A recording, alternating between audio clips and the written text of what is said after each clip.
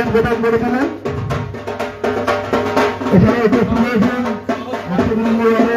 মাতা আমাদের মানুষ সমাজে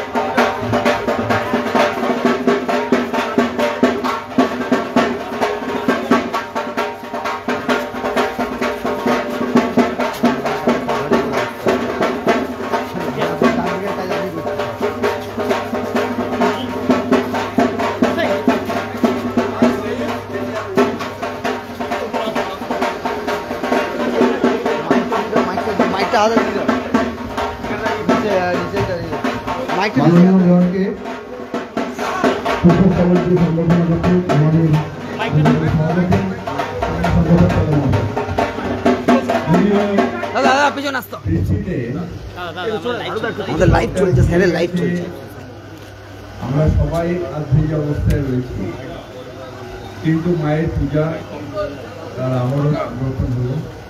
এবং এখানে সত্যি সত্যি একটা জিনিস দেখলাম, আমার মা তার এই 4টে সন্তানকে পড়াচ্ছেন অ আ ক খ, এবং এই মাকে দেখে নিজের মায়ের কথা মনে পড়ে। যখন ছোট ছিলাম এইভাবেই বসে আমাদের ভাই বোনদের বসে মা পড়াতেন। আজকে সেটাই করছেন জগদ্ধাত্রী মা। ছোটবেলাকে আরো কাছে এই পুজো নিয়ে এলো। একটা অনেক স্মৃতি সেগুলো যেন মুখরিত হলো, এবং আমাদের বাংলা ভাষা, যে ভাষা নিয়ে আমরা গর্ব করি, যে ভাষা আমাদের যেটা নতুন স্বীকৃতি পেয়েছে যে আমাদের ভাষাটা ধ্রুপদী ভাষা, সেই নতুন স্বীকৃতির জন্য বাঙালি হিসেবে আমরা প্রত্যেকে গর্বিত। আমাদের এই ভাষার কালচার, আমাদের এই ভাষার মধ্যে আদিত্য সব কিছু এই ভাষার মধ্যে আছে, যেটা অনেক লড়াই করে আমাদের মুখ্যমন্ত্রী মমতা বন্দ্যোপাধ্যায় এটা স্বীকৃতিটা লাভ করেছেন, এবং বাঙালি হিসেবে আমরা সবাই গর্বিত।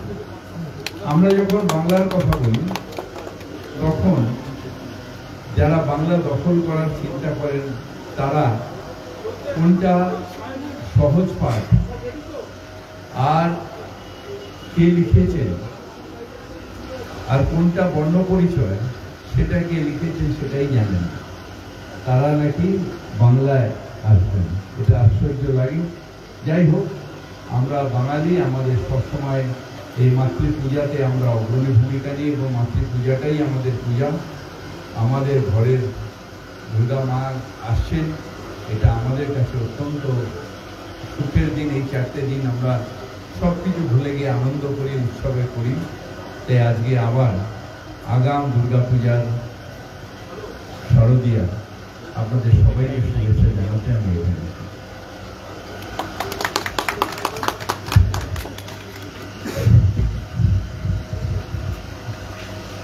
মাননীয় মেয়র সাহেবকে আমাদের প্রশাসনের সম্মানিত আমাদের সভাপতি ভ্রমণী সংঘ চট্টোপাধ্যায় দেখি দাদা